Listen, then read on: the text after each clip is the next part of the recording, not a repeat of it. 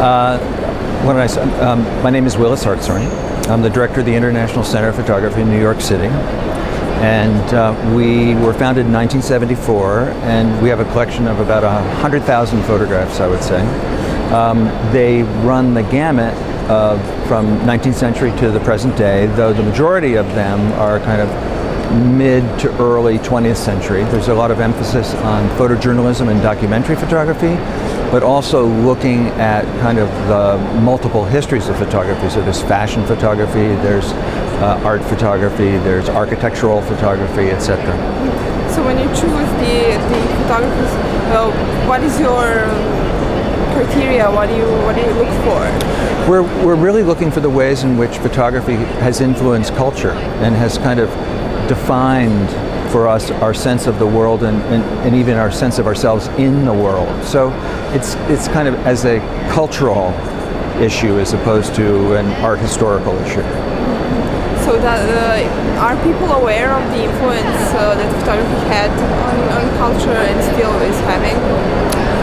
Yeah, I think it's honestly it's something that at this point people are probably they take it so much for granted that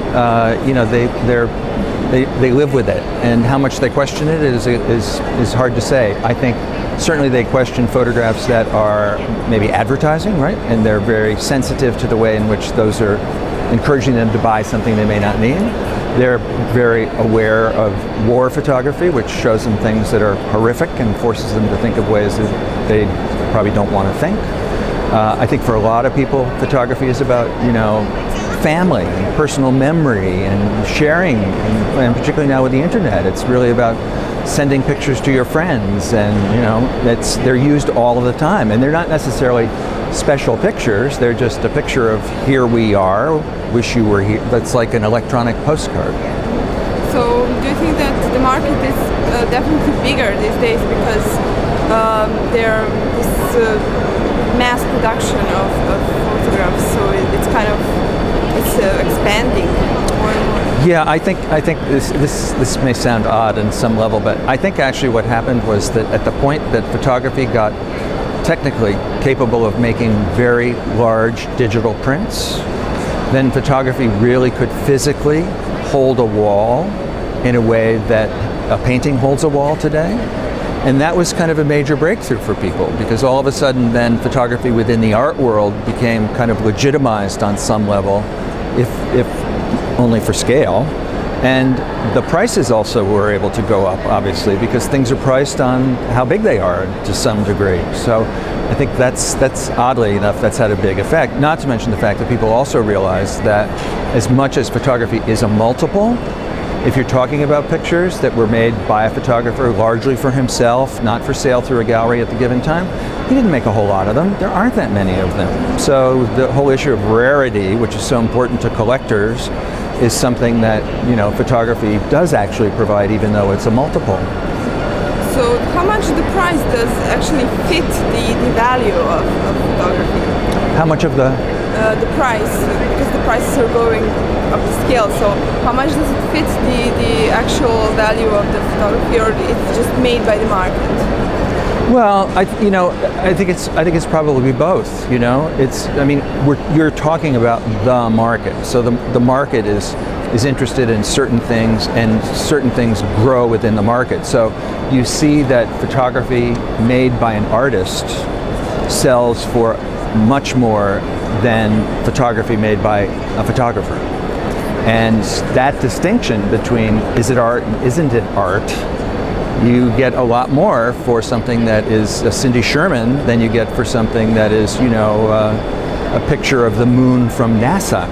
So, and obviously the collectability, and in the last 10 years where people were looking for places to invest their money, all of a sudden photography became one of those other places that, in terms of the art world, they were able to invest capital, and that's driven all the prices up. So are you selling the photography? No, we only collect. We don't sell. We deaccession and trade, and we buy pictures, but we don't really sell them. What does your institute lives on? Do you just buy? No. We have a school, that has about 6,000 students, and so we're a museum and we are a school. What are you teaching? What kind of school? It's on one level it's adult education, so it's workshops and it's everything from introduction to your camera to advanced critical thinking. But then there's a graduate program that is a 2-year program to get a master's in fine arts, and there are about 25 students in that. And then there's a full-time photojournalism program, which is about 50 students, and they go off and become professional photojournalists. And then there's another full-time program for just kind of general studies, people who want to work for a year. So it's a museum and it's a school. And that really actually, because so many people, we all make pictures, it's an easy thing to learn, and that kind of combination of the democracy of the teaching and the museum there at the same time is a very powerful combination. So what would you say in these days, what kind of pictures sell the best? For example, maybe big formats, and on which materials printed? Well, I think that the things that sell the best are the things that have, what would you call it, a pedigree, you know, they're kind of blue chip. So, and it's like anything else, you know, so a photograph by Man Ray costs hundreds and hundreds of thousands of dollars today.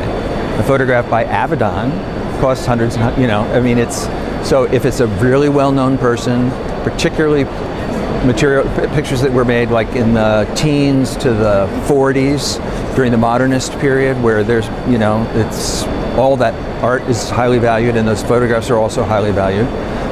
It really varies. And then in contemporary work, you know, at these fairs I have seen contemporary modern prints by a very well-known photographer who's worked his whole life for $1,500 or something.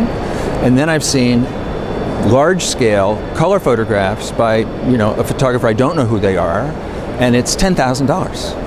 And that's the market. That's the market driving that sort of thing. So, you know, if you are not buying for, you know, investment, if you're buying something because you like it, that's fine. But it's interesting to see the disparity between what things cost and how things are being sold. And people want to invest, I think they want to invest in new artists. They want to feel as if they've discovered something. They don't want to buy the thing that everybody remembers and knows about. And then they become a name, and then... Hopefully.